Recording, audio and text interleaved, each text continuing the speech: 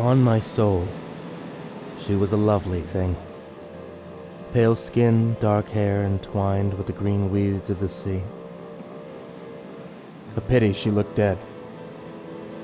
We hauled her up in the tuna nets along with the dolphin heads and fins. Those warm-blooded bastards would trail the fishing fleets and try to steal our catch when they could. Cunning they were too, but the dead ones not as smart as they might be, since the razor's edges of our nets would slice them up if they weren't quick enough. But she was whole, I saw. As we laid her on the deck, perhaps she'd fallen from some rich man's pleasure vessel, in a drinking perry out at sea. No whore more likely than not, and naked she was, as on her born day. But as I leaned over to touch the blue-tipped breasts, I was surprised to feel her move beneath my hand. "Hi, Cat! She's not altogether dead, I think." The others came closer then to take a look. Those turquoise lips, they parted in a gasp, and she opened her eyes as red as blood. Of a sudden, she sprang up and dashed across the deck. She crouched amongst some of the boxes there, and we could see she wasn't no human girl at all. How lithe she was, how lean. Her lips drew back to show her teeth, small, white, and sharp, like a barracuda's, moisture beading, shining on her face and arms. The muscles in her thighs were taut, but stretched deep by our razor's nets. Her breasts were large and pointed. Her fingers and toes were wet. Rainbow-colored scales speckled her body in places, growing over her skin like the heavenly sores of some angelic leper. She was an apparition of a soldier's blackest, sweetest dreams. Anthony, our ship's first mate, was the first to break the trance induced by them round red eyes. Cautiously, he gazed about as he forced himself to venture closer to the thing we'd just caught by chance. Anthony was the most respected sailor on our boat, a Scot, tall, red, broad at the shoulders, who had once served in the Queen's Navy.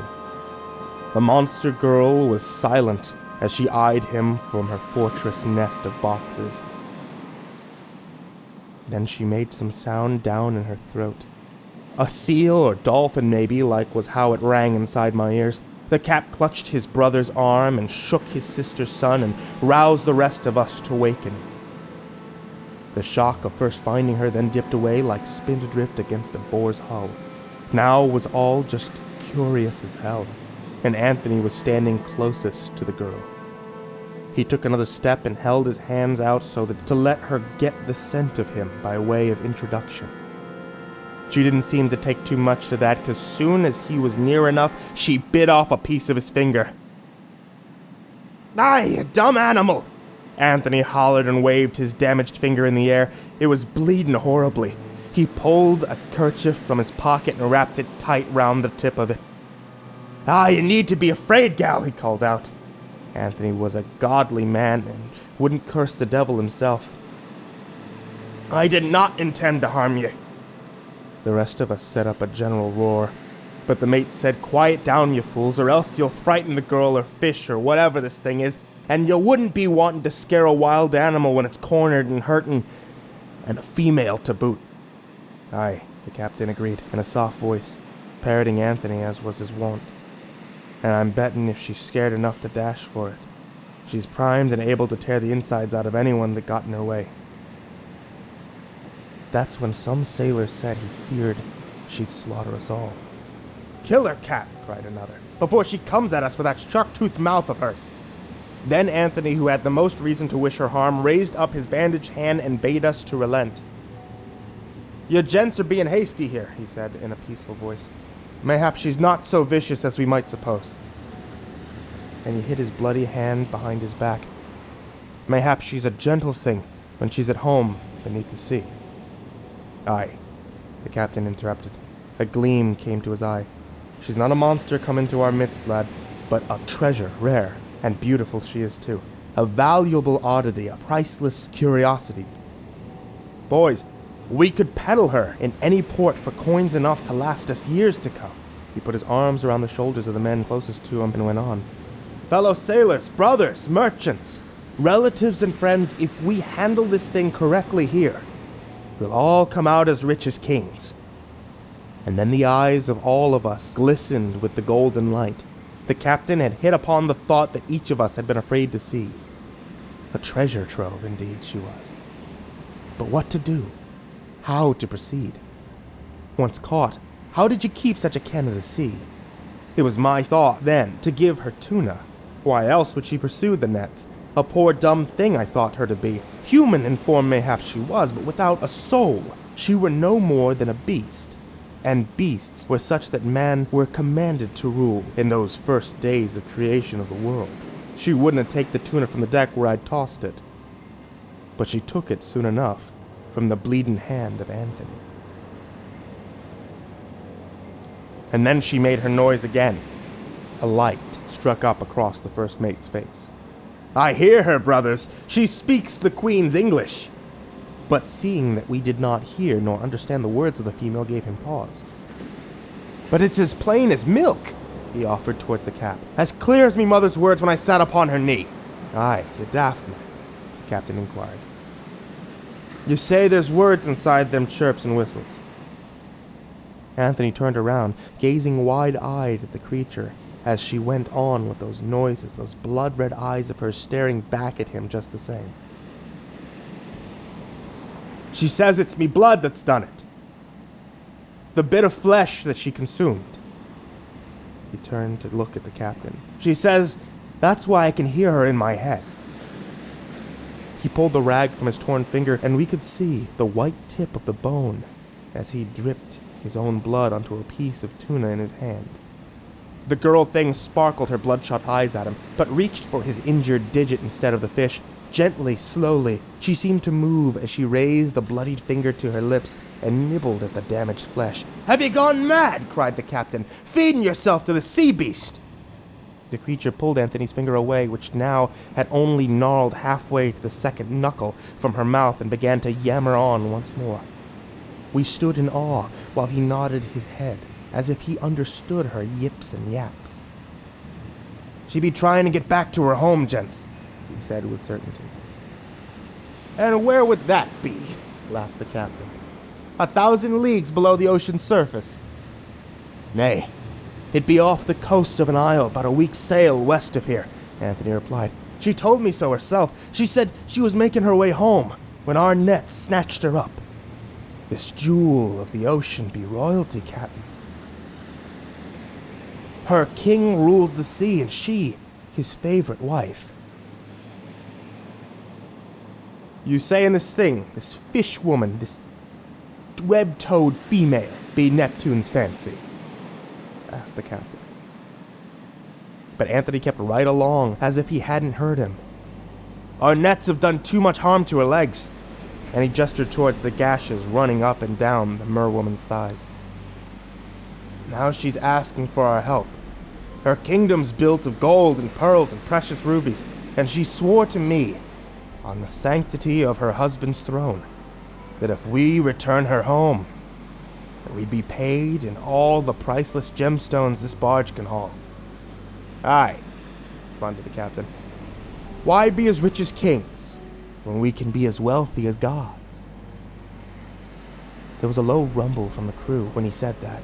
Visions of golden underwater towers jutted up from the ocean's rocky floor and danced and twirled through our heads like barmaids in a tavern when the grog is flowing heavy and the music be merry and the drunks be clapping along encouraging them.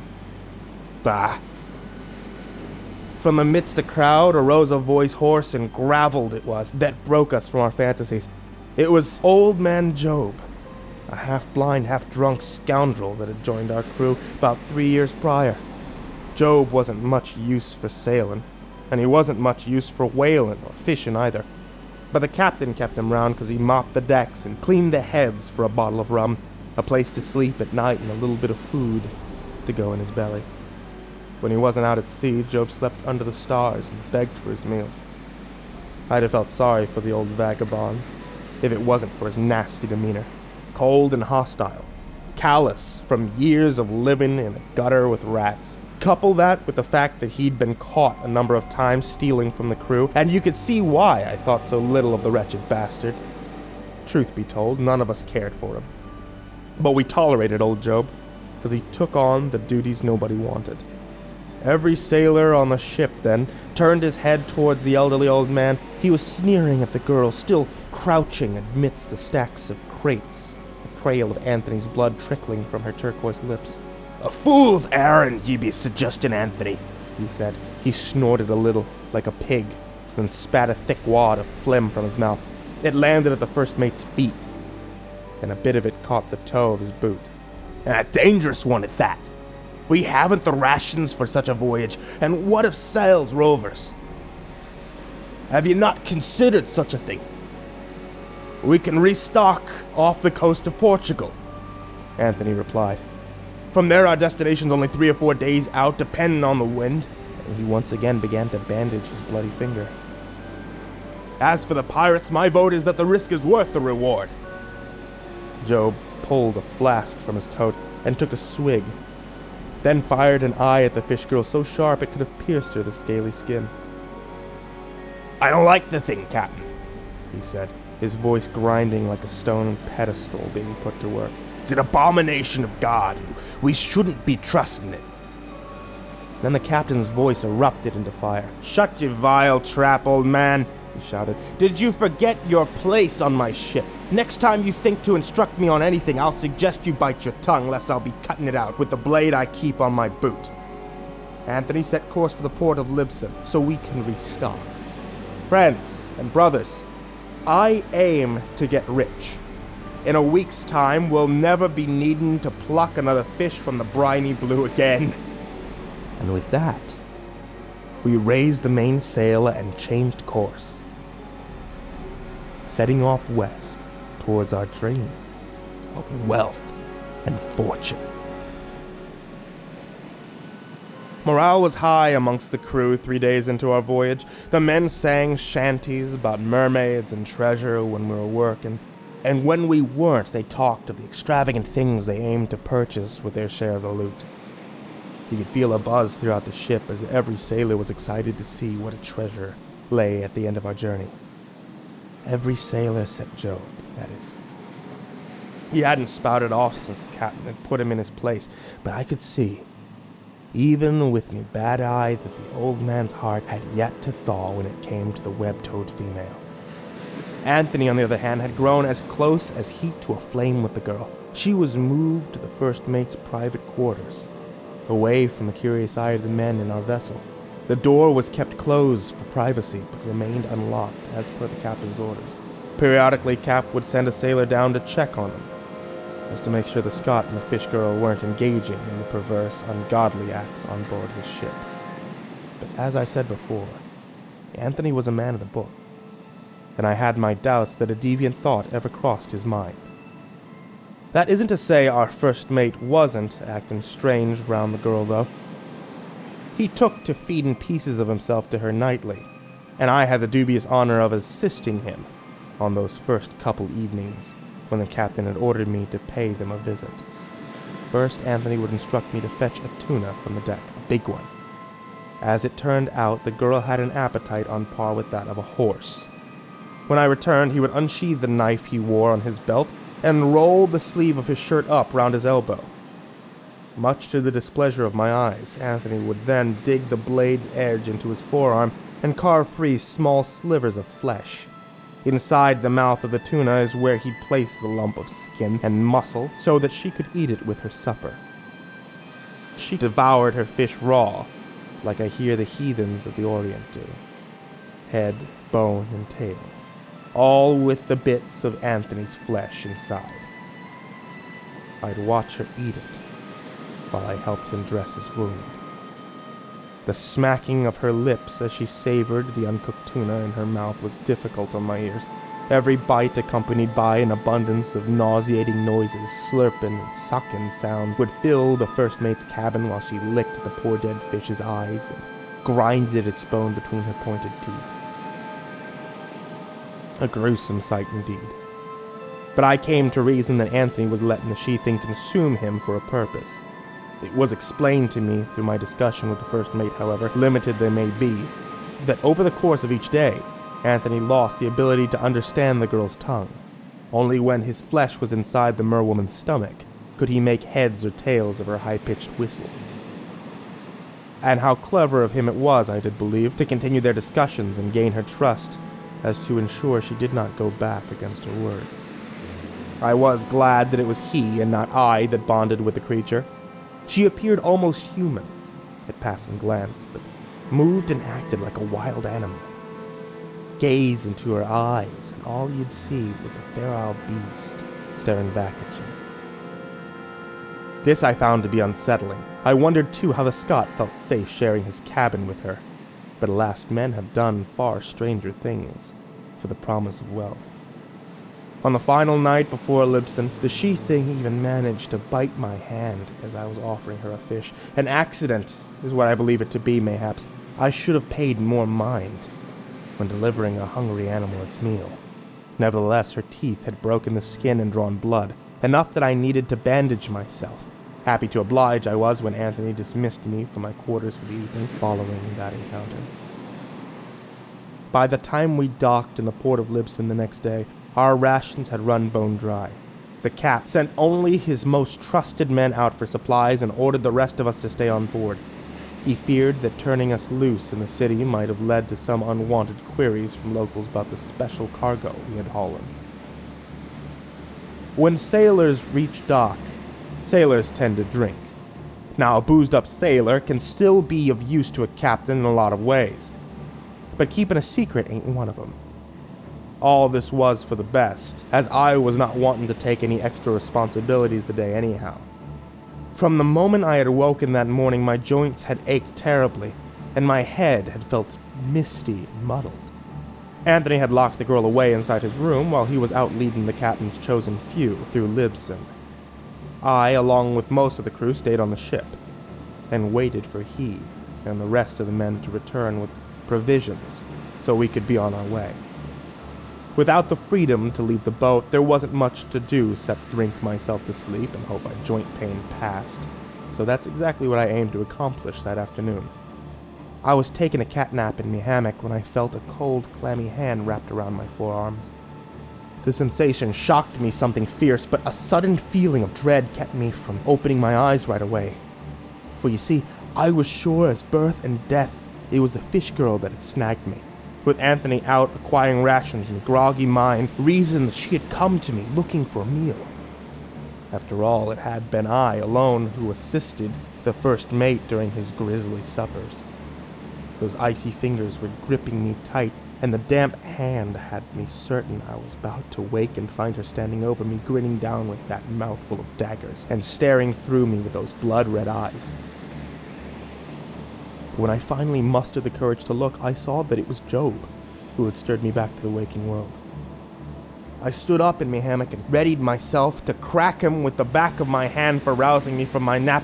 There weren't a lot of men on the boat that I would strike, but Job was the lowest in the pecking order, and a known thief at that, so I had no qualms with belting the old bastard, especially after catching him sneaking around the berth when he should have been topside scrubbing the ship's head. To top it off, the pain in my joints was throbbing worse than ever, and I had attributed that to my sudden awakening.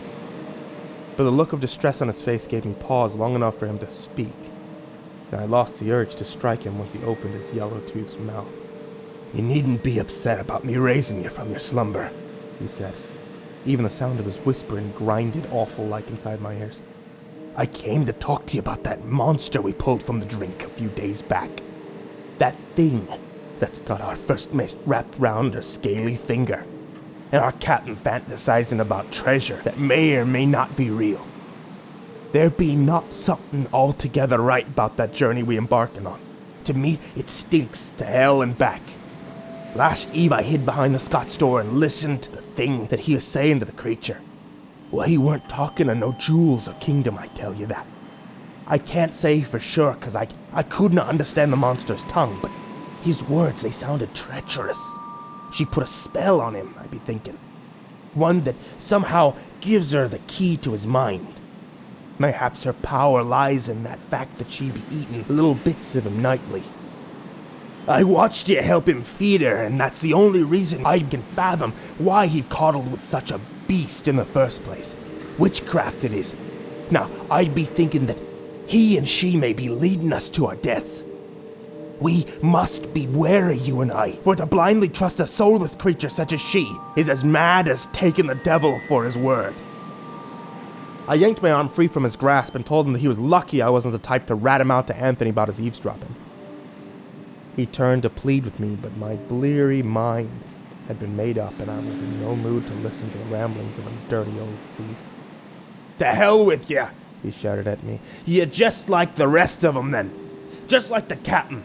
So blindly be agreed you can't see the danger right before your eyes. Well, you don't believe me, then I'll prove it to you." Job then stormed from the berth with the fury of a tempest. While I strained to forget the old man's warnings long enough to fall back to sleep, we were putting a lot of trust in Anthony to lead us to the promised land. True it was, the first mate had never given any of us a reason to doubt it. But I wondered then, as I lay in my hammock, if this was cause enough to follow the lead without question. We raised anchor and set off from the dock the next morning. Once the shore had disappeared behind the horizon, the cap called every able-bodied soldier up the deck for a meeting. When I had arrived, I was surprised to see the fish girl standing beside Anthony in the cap. It was the first time she had been topside since we caught her. She was dressed in a garment as to cover up her lady parts. More animal than woman she might have been, but the captain had insisted that keeping her covered was a Christian thing to do, so he made sure to have her garbed in front of the crew. It was the first mate's sleeping shirt she was wearing, and it hung from her thin frame, swallowing up her figure like a young boy sporting his father's coat. "Friends and brothers," the captain sang out, "our stern is to the coast, so there'll be no turning back now. The next time we drop anchor, we'll be doing it by the bay of this fair sea queen's kingdom." He waved a hand towards the girl, but she paid him no mind. She was still acting skittish and feral, just the same as she'd been since I first laid eyes on her. "Our first mate, Anthony," continued the captain, "had been communicating with the female. It is he, and only he, who she trusted with the coordinates of her kingdom. So follow his orders, sailors, and we'll all be wealthy men by the week's end."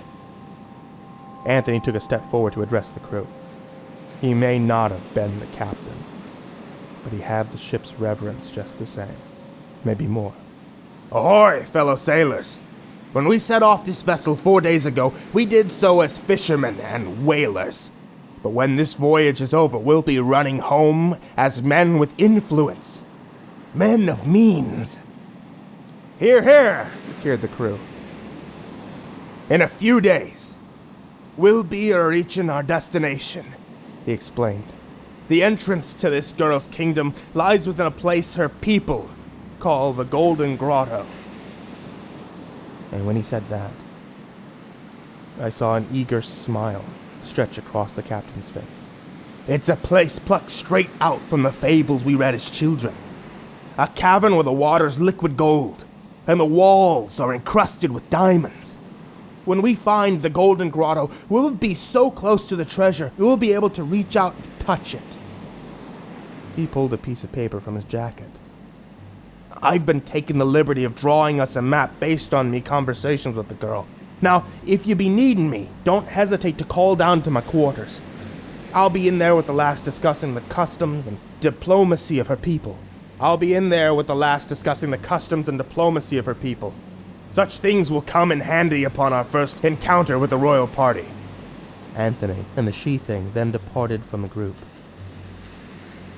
Most of us went back to cracking and jollies and laughing about our good fortune after that, but not Job. I spotted him hovering off the back of the crowd, all by his lonesome. He just kept right on staring at the Scot and the girl until they disappeared back down below the ship's deck. Only now do I think I know what he was gaping at. He had spotted something wrong, regarding those two, something I believed that I had spotted as well, but had been too afraid to admit. And now that these events are behind me, I can permit myself to recognize the signs that I had so willfully ignored. It wasn't Anthony that had broken free from the group first, once the meeting had adjourned. It was the girl. He had followed her all the way below deck, and not the other way around. Like a child tailing his mother on an afternoon stroll through the marketplace. Job saw it then, and I see it now. Illness would befall me not long after the meeting. By that very evening, I had come down with a sudden fever that set my skin ablaze, sent throbs of pain coursing through my muscles, and left me confined to my hammock.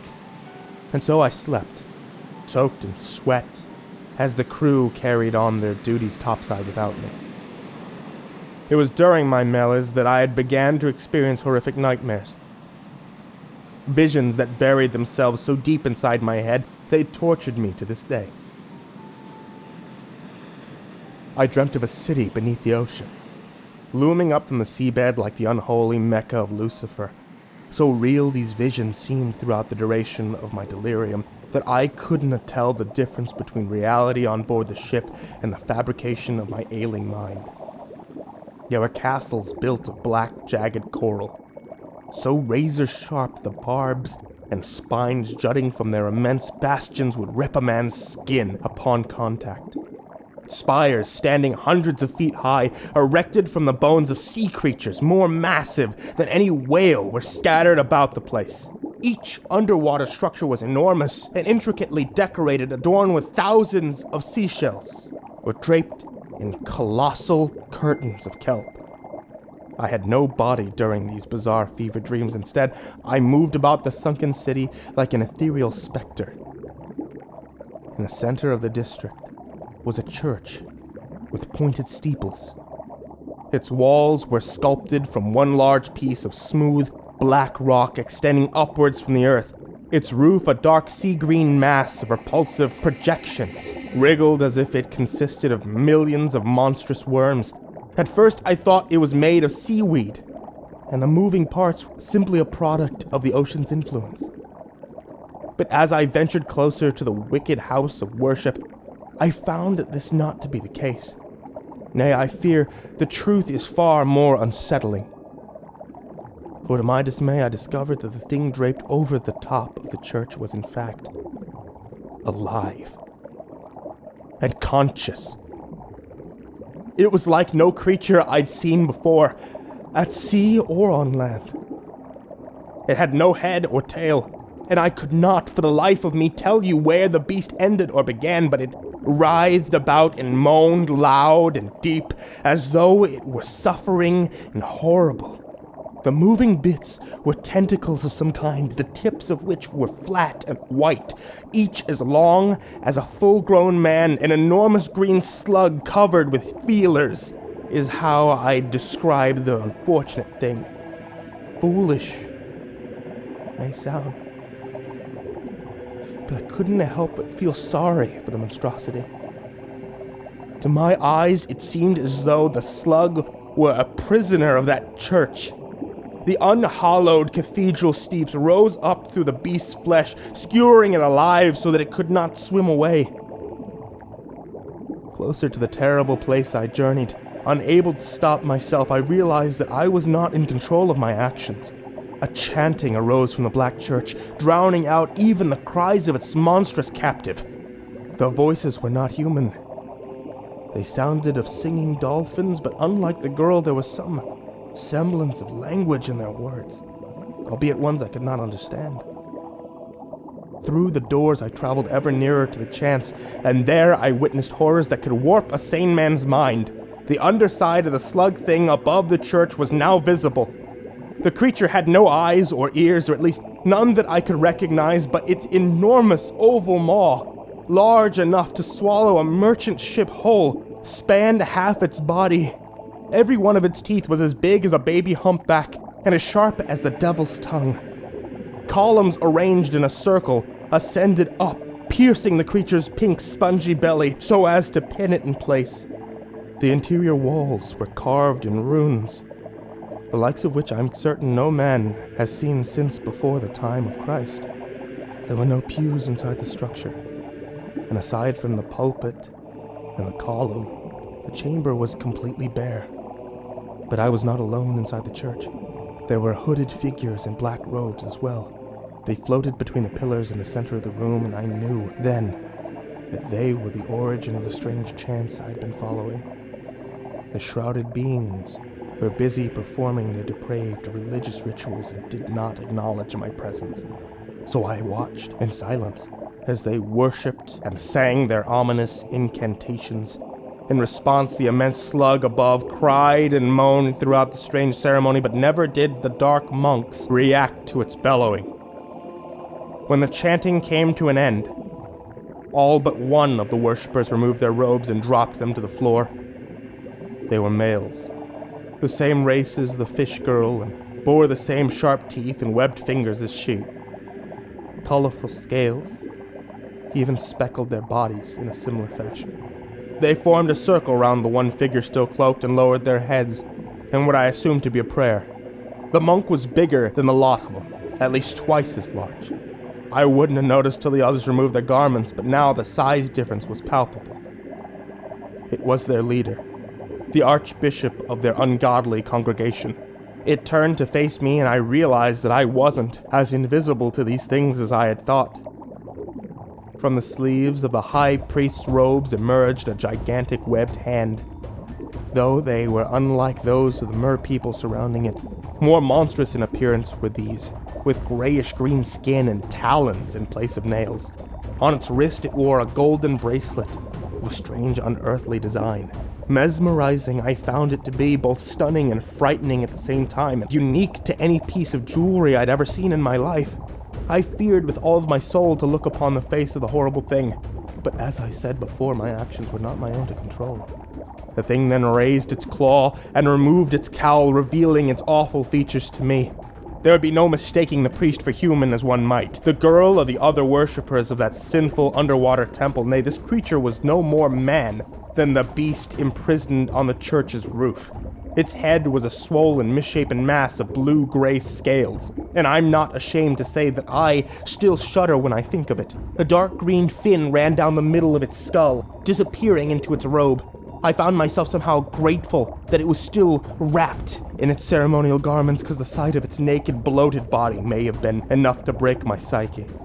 Nevertheless, so hideous was the priest's face, froggish and fish-like in appearance, that I'm sure even the most courageous men would scream aloud if they were to lay their eyes on it. A series of gills flapped on the side of the creature's neck, and tusks extended from between its flabby gray lips. Its glassy eyes, yellow and unblinking, sat too far apart in its face, protruding outward like a pair of rotten cabbages as they studied me.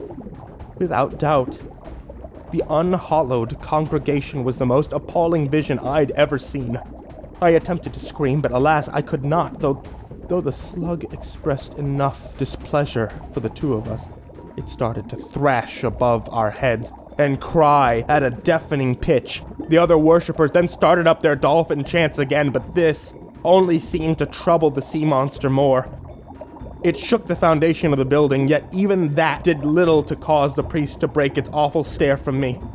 My mind was swirling with the horrid sights and sounds occurring inside the submerged church, but just as I started to believe that they would drive me mad, my vision began to darken, and the blare of the creature's screams faded away to nothingness.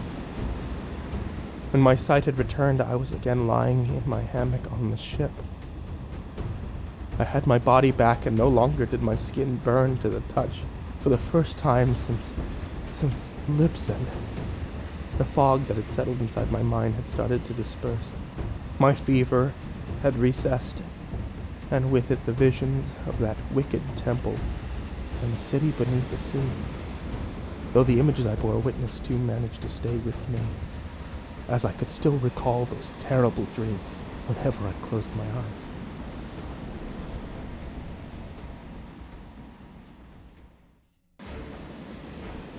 I would come to learn that I'd been laid up for 3 days. And in that time, things had changed aboard the ship. The merriment that had been buzzing through the crew just days prior had vanished, only to be replaced by nervous whispers and a sense of trepidation. Out at open sea, surrounded by nothing but the deep blue depths, sailors tend to gossip just as females do, and once my strength had returned to me, a few of the fishermen made it their duty to catch me up on what I'd missed while I was wrought with fever. The recent trouble seemed to be stemming from an altercation that occurred the night the illness took me. As I slept so sick that I was well nigh dead to the world, an incident occurred that had rattled many of the men on the boat. And not surprisingly, it was regarding Job and the girl.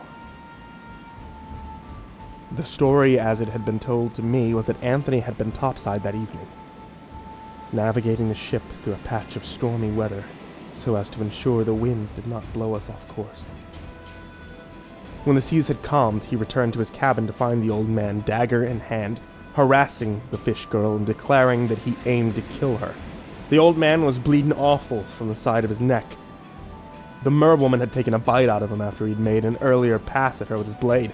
Gushing his wound was, too. A crimson pool had collected at his feet, but despite the blood loss, Job had a fire burning so bright inside him that night that he had moved beyond all reason. Anthony ordered him to halt, but the old man refused to yield to his commands. He wanted only to bury his dagger into the merwoman's heart, and there was no threat the Scot could make that would deter him from his mission. All else had become trivial to the old man. Job backed the girl into a corner and raised the knife over his head and readied himself to come down on her with the point of his blade, but the Scot was quicker and stronger than he. Before the gray-haired beggar could drive his dagger into her chest, Anthony dashed across the room and sunk a knife of his own between the blades of his shoulders. The men who had witnessed this said Job then folded like a book, crumpling to the floor an instant later. As it turned out, the first mate's knife had delivered a fatal blow, but the old man did not pass quietly into the afterlife. He groaned and howled for minutes. Some of the crew tried to tend to him, but the beggar's injuries were too severe. Anthony's knife was buried down to the hilt. In time, Job's breathing shallowed, his eyes began to dim, but just before his soul would leave his body and travel to the heavens, or down to hell, where I believe it may have been destined. He raised a finger toward the first mate and uttered his final words. "She's his master now." The cap did not reprimand Anthony for killing Job. After all, he was only a beggar, and as I said before, the old man did not have many friends aboard the ship. Nevertheless, he was given a proper eulogy the next morning, and his body was buried at sea. The Scot, however, was absent from the ceremony, and it was then that the rumors began. Those who witnessed what happened did not believe that lethal force had been necessary. Anthony was one of the strongest sailors on the ship and could have easily subdued the frail old man without the use of his knife. The girl he was harboring was an unnatural, frightful thing. Strangely beautiful, though, she was. And with the death of Job, much of the crew was beginning to grow nervous about her presence on our vessel. Mayhaps the old man's final words were getting to him. This is something I cannot say for sure, but a bit of mild panic had broken out amongst the men, and it seemed to have spread like a plague while I was ill. A lot of them knew little about the feeding practices I'd been assisting Anthony with in secret before my fever struck. I'm sure their fears would have swelled considerably if privy to that information. So I thought it best to keep my mouth closed when they started prodding me about such things during our discussions. No need to fan the flames, I thought, especially when we were so close to our destination. Anthony might have been able to quell concerns himself had he appeared on the deck now and again, following Job's death, but for much the time I was sick, he'd been cooped up in his quarters, battling an apparent fever of his own. Word amongst the men was that the captain had checked on him, and upon seeing his condition feared for his first mate's health. He ordered Anthony to relinquish the girl so another sailor could mind her while he recovered, but the Scot had somehow talked him out of it. Ill he may have been, but Anthony was still a persuasive and powerful speaker. He managed to convince the cap to send him a hand instead, so as to help him feed the girl, since I was too delirious from fever to offer my assistance. The man's name was Jacob. He was a young fisherman from a poor village.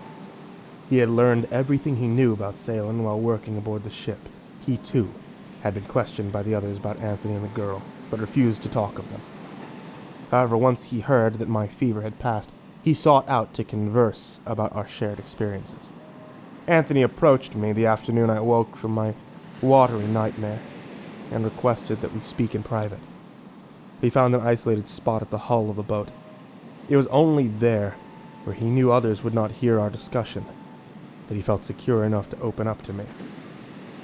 The young fisherman spoke in a hushed tone, and I knew from the cadence of his voice and the way his hands gripped me tight around my shoulders, he was very troubled. "Anthony has mandated that I do not speak of my chores outside of his cabin," Jacob whispered to me. His silky blonde hair had fallen over his face for a moment. He looked almost mad. "He knows his practices are unconventional and fears it would upset the crew if they were told how he goes about the girls' feedings." I nodded in agreement. For in the many years I've walked this earth, I've come to recognize that even a fool alone in distress is far more rational than a collection of great thinkers when dangers are hanging over their heads. "But you've been present for them too," he continued. "You were helping feed the girl before the illness fell upon you, before I was chosen to take your place." I remained silent as it was not yet my turn to speak. Something was weighing heavily on the young man's heart. A secret he felt a need to disclose. "The only thing that's kept me sane during the time I spent with the Scot was knowing that you had not run screaming from his cabin after witnessing those horrors." Jacob paused for a moment and bit his bottom lip. His face was rife with terror. I bade him to carry on, so he took a deep breath and glanced over his shoulder. Once he saw no one was in earshot, he resumed his account. "The things he did, the way he fed himself to her." But his voice trailed off again, and his dark brown eyes fell to his boots. It was difficult for him to relive those moments. I placed my hand atop his shoulder to soothe the young man's worries. "Aye, friend," I replied with a smile. "It is a dreadful habit he's developed." I assumed that Jacob was speaking of the very same practice I had witnessed Anthony partake in with the merwoman. His disgust was something I found reasonable. Watching the Scot carve the flesh from his arm was a sickening sight to behold. But Jacob was acting as if he'd crossed the path with the devil himself. When he spoke, his voice quaked with fright, and his lips quivered like the puckered strings of a lute. I thought mayhaps his fear were understated, but when the young man opened his mouth again, I began to reconsider the notion. "Dreadful! If only one could describe such things with a word as modest as dreadful. Nay, there's no way to express the horrors I witnessed inside the man's cabin. Tell me how you managed to keep your sanity. I saw you those first few days. When you weren't assisting him, you walked about the ship as if nothing were the matter. How did you keep your conscience clear, knowing full well what he was allowing the creature to do to him?" I shrugged my shoulders. But before I could answer him, Jacob started up again. "He said it was for the good of the ship, but I won't be a part of it anymore. Now that you're well, I'll be informing Anthony that I no longer wish to aid him while he feeds himself to that terrible thing. If it doesn't frighten you, then I beg you to take my place. God, how he allowed her to eat him alive! The way she sank her teeth into his chest and stomach, that awful hymn he would recite that burned my ears. He sang them aloud with a smile on his face as she devoured him, as she sucked the blood from his veins." I tried my best to calm him, but Jacob had worked himself into a frenzy. His face bore the desperate look of an injured animal, and all of my words appeared to fall on deaf ears. It seemed as if he was losing his mind before my very eyes. Of a sudden, the young fisherman spun around and ran off. He stormed below the deck, and I knew he was heading to the first mate's quarters. I didn't try to follow him, though. The last few things he'd been yammering on about had made me hesitate. From what I could gather, Jacob's time with Anthony sounded far different than my own. Never did he let the girl bite him directly into the flesh, while I assisted him, and the part about her drinking his blood sent a chill through my body. I pondered, too, about the hymns the young man spoke of and found myself thinking back to the dark monks of my dreams, wondering if they and the first mate's songs were one and the same. Moments later, I would hear a scream rise up from the berth, and I knew at once that it came from Jacob. By the time I arrived below deck, a dozen men had gathered around the first mate's quarters. Jacob was shouting and holding his arm, and I could see the sleeve of his shirt was stained a deep red. "You blasted beast!" he shouted. "You godforsaken animal!" Anthony was in the doorway. He had put himself between the crew and the girl. Blood was smeared across her face, and it looked as though she was still chewing a piece of the young man in her mouth. I peered back at Jacob and realized then just how much muscle she had torn from his arm. Jacob's wound was spilling like a waterfall. I could see the bone of his forearm, a flap of his flesh, attached by only a single piece of skin, dangled loosely from the mangled limb. Ah! It burns like fire! Like a flame to my flesh! The men were trying to console him, but the young sailor had fallen into a panic. The captain had entered the berth by now, having been lured by all the commotion. He instructed some of the crew to take Jacob topside and help him dress his injury. It took 4 men to pull him away, kicking and screaming from the first mate's door. I stayed behind. Jacob was bucking like a wild horse, and though my health had improved, I was still weak from my fever's lingering effects. Once he was gone, Anthony stepped outside of his cabin and closed the door behind him to address the Cap. "He burst in like a madman, Captain," Anthony explained. "No fair warning at all, not even a single knock. It startled the girl." This is the first time in days that I'd gotten a look at the Scot, and I understood then why the Cap had been so worried about his well-being. Anthony looked to still be suffering from what had been ailing him. His face as pallid as a phantom floating through the fog, and it seemed as if he'd lost considerable weight. His movements were sluggish. Even each of his steps demanded the will of the world. Even his curly hair that had been such a vibrant, fiery red just days before had dulled to a drab orange. Anthony gazed out at the remaining men through a pair of glossy, tired eyes, set deep in the sunken sockets of his face. And a strange thought then crossed my head. The look of a man waiting for death to take him. "How much farther, Anthony?" asked the captain. "The crew was restless, and I can't be having any more of this nonsense on this ship." "We'll be reaching the grotto before next eve, Captain," Scott muttered out. And when he said that, the Cap's eyes gleamed. For the briefest of moments, driven by the promise of riches, he was. So much so that he'd begun to let the treasure consume his every waking thought. The Cap scratched his beard while he contemplated the first mate's answer. "Good then," he finally responded. "And how are you feeling?"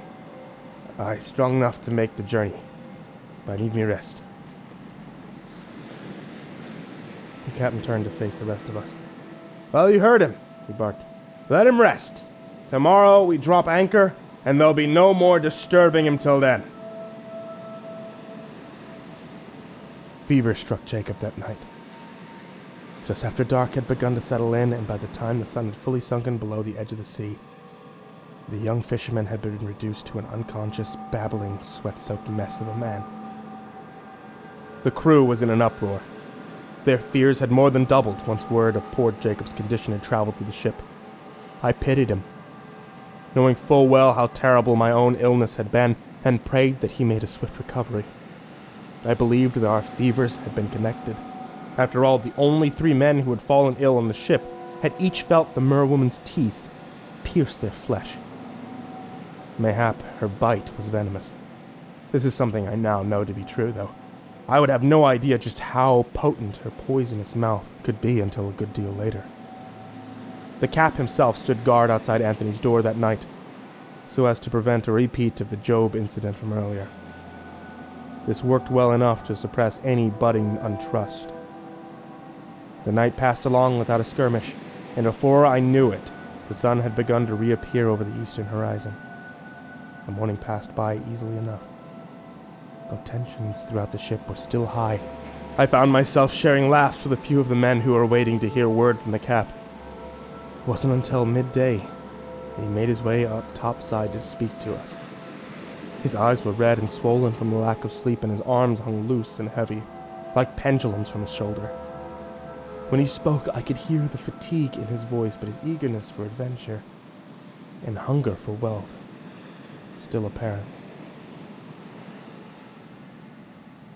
"Today is the day we make our fortune, men," he said to us. "Today, we become rich."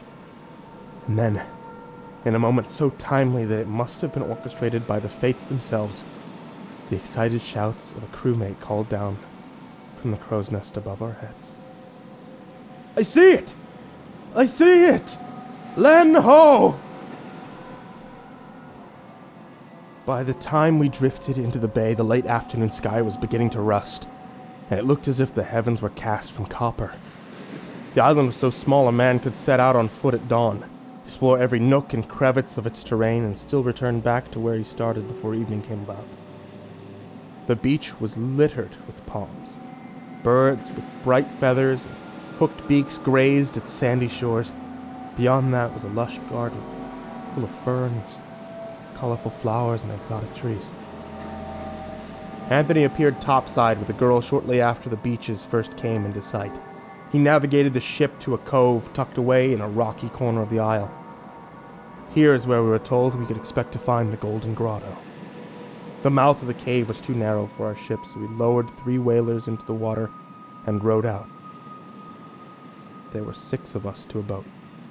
Mine brought up the rear, while the boat with Captain Anthony and the fish girl led our modest procession. Most of the crew stayed on board of the ship, and I'm not ashamed to admit that I envied them. For it, as my trust in the Scot had been waning since the prior day's incident with Jacob. The other men in my whaler must have felt the same way, for the faces were grim and cheerless. There was gloom hanging in the air, and I felt less like a treasure hunter and more like a doomed soul embarking on a one-way voyage down the river Styx. Our boats were rigged with harpoons. We were fishermen, not soldiers, and the Cap was the only one amongst us 3 vessels carrying a pistol. At a glance, the grotto was by no means remarkable. After hearing Anthony talk of it, I had been expecting marble statues and jewel-encrusted archways, but the mouth of the cave was small and ordinary, and our heads nearly touched the ceiling as we paddled inside. We used torches to light our way through the darkness.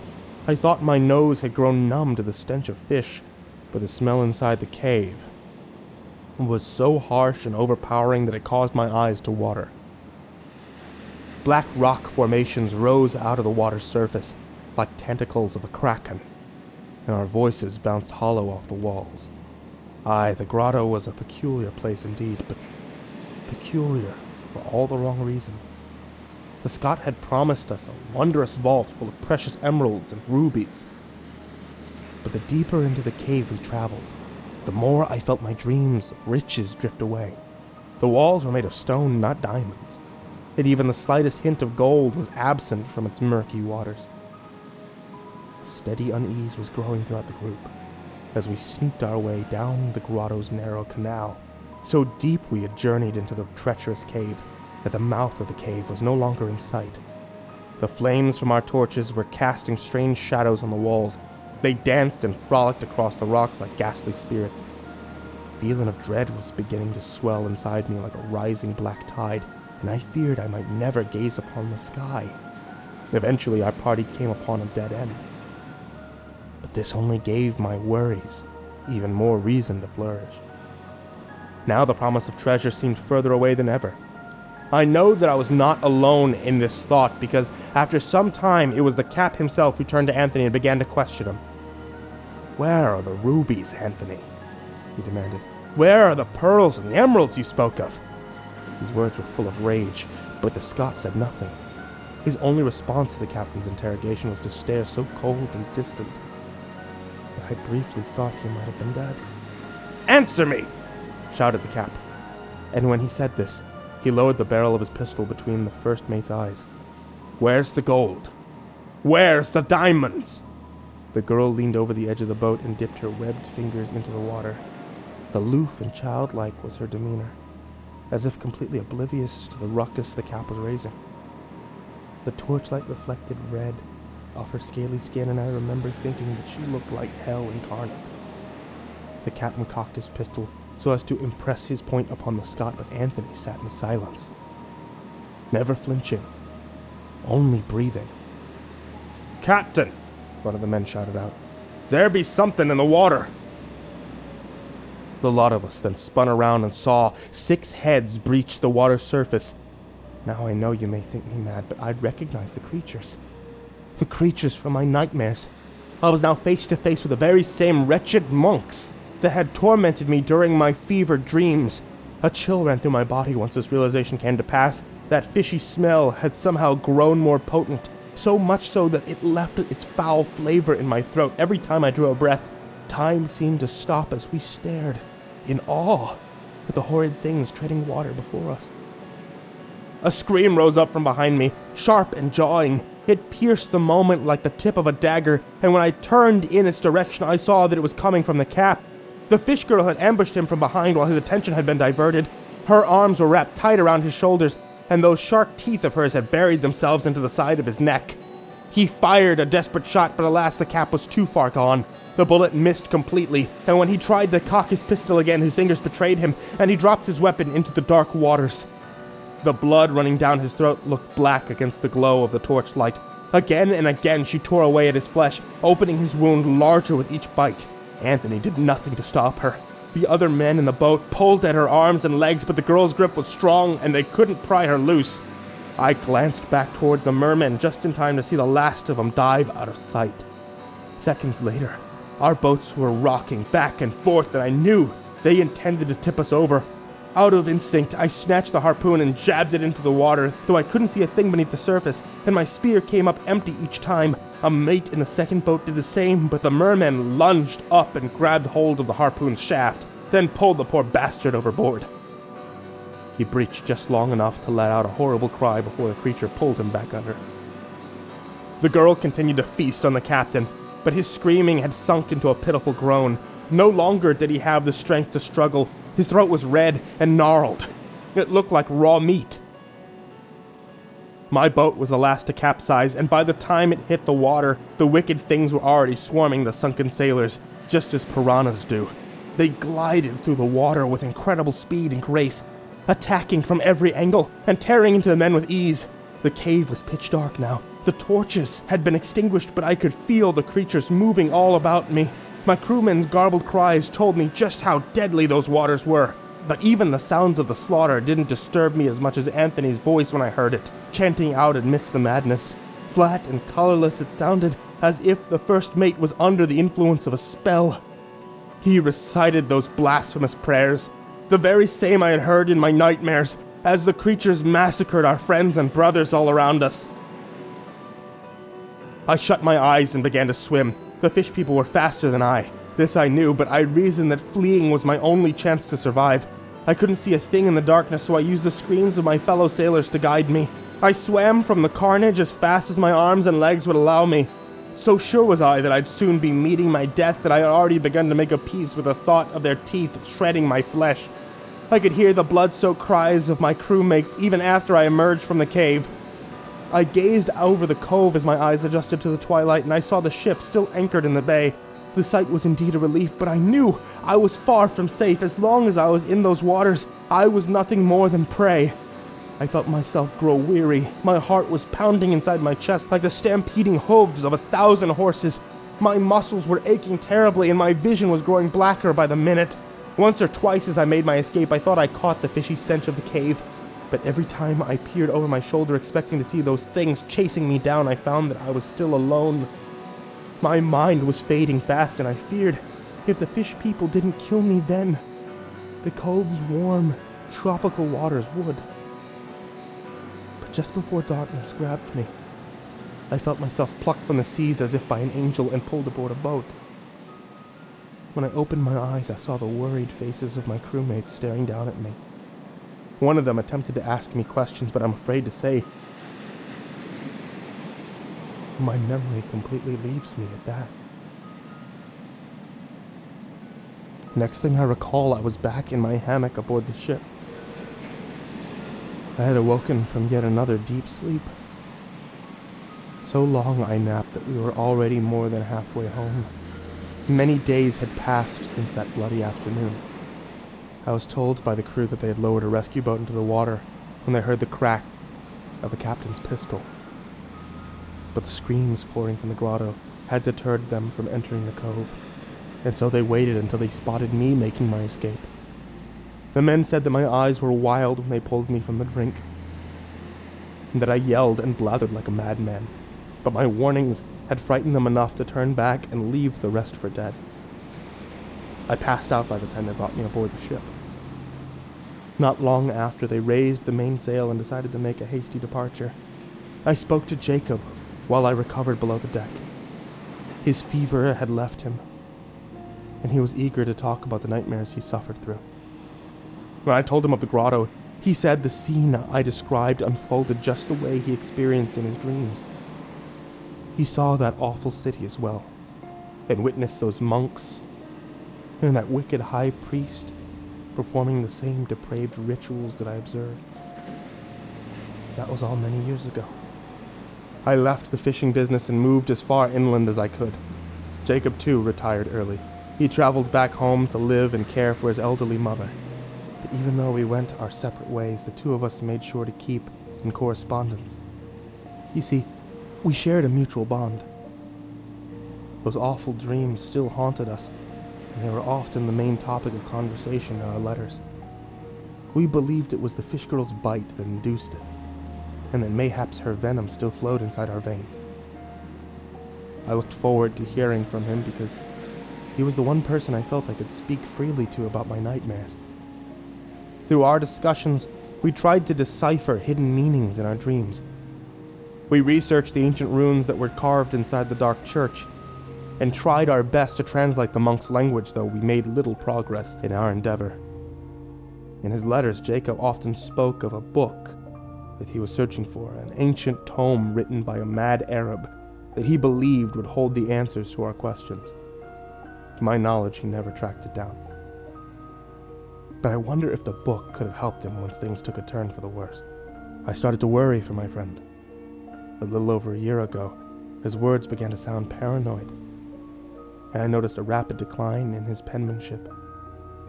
He told me his dreams were now unbearable, and they had been weighing heavy on his thoughts. This concerned me most of all. Then a few months later, I stopped receiving letters from him altogether. I wrote him many times, inquiring about his well-being, but never received a response. And so, after some time, I've decided to pay him a visit. His village was out on the coast. It was the first time in years that I had seen the ocean, and I was surprised to find myself undisturbed by the sight of it. Nay, in fact, I found comfort in its rolling blue waves. His mother answered the door when I arrived at Jacob's home. I introduced myself as an old friend, but a look of grief struck her face when I uttered his name. And right away I knew my fears had been confirmed. She said that a terrible tragedy had occurred. It seemed as though Jacob's final letters had only revealed a small sliver of his tormented soul. His mother told me just how much he'd changed over the past year. He'd become detached, standoffish. She said he was full of anger, and that he often woke up screaming in the night. The man I knew was a devout Christian, but she said he had renounced the church. And when she asked him why, he would only talk of crazy things, as she would say, like ancient beings and sleeping gods. His behavior, too, had begun to scare her, but she was old and feeble, and feared if she spoke out then, he might strike her. And then, early one morning, while his mother still slept, he stripped himself bare, walked naked through the village, and threw himself from a pier. He fell like a stone into the sea. A few fishermen setting out for the day witnessed the whole thing unfold. They said he was ranting and speaking in tongues, and it seemed as though he was talking to the ocean itself. His body was recovered, and a memorial service was held in his honor. At the time, I felt pity for him. I thought mayhaps his dreams had worn away at his mind, like waves do against the face of a cliff. But this, I now know, is not entirely true. Mayhap it was my proximity to the coast. But soon I too began to have a new vivid dream, that they haven't stopped since I ventured out to Jacob's village. Each nightmare seems more real and frightening than the ones that came before. In them I see more underwater cities filled with monstrous creatures like the High Priest from my fever dream, but now their history is told to me as I sleep. These deep ones have lived for millennia below the ocean's surface. It is they who rule the fish girl and have carnivorous brethren.